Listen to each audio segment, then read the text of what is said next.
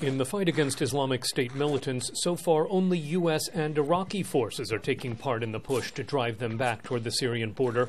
Iraqi President Fuad Massoum says that fight needs to be bigger and broader. We must pursue them wherever they are. We must cut off their financing. We must besiege them with laws that forbid people to work with them.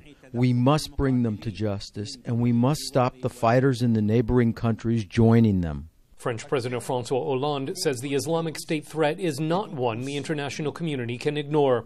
Et nous devons nous engager ensemble. Et c'est le sens de cette conférence. We have to act together. We have to stand by the Iraqi authorities, clearly, loyally, and strongly. And there's not a moment to be lost. Et il n'y a pas de temps à perdre. U.S. Secretary of State John Kerry came to these talks after meetings in Iraq, Jordan, Saudi Arabia, Turkey, and Egypt, trying to rally Arab leaders against the group, which is also known as ISIS. U.S. officials say it's especially important to have Muslim allies undermine its extremist Muslim ideology.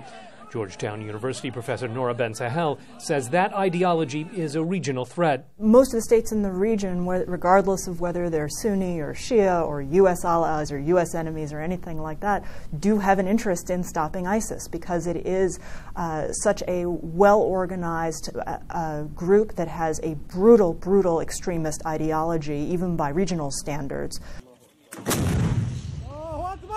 U.S. Institute of Peace analyst Steve Heidemann says the Islamic State also threatens Syria and its allies Russia and Iran, which encouraged the group as a counterweight to more moderate opponents.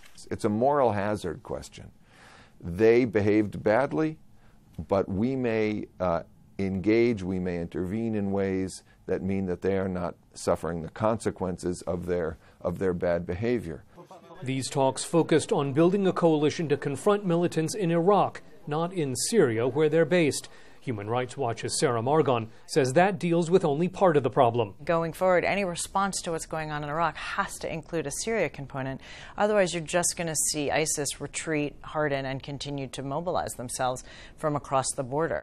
Iraqi leaders again called for airstrikes across the border in Syria, which U.S. officials say their European and Arab allies are far more reluctant to consider, with President Obama vowing to attack Islamic State fighters wherever they are.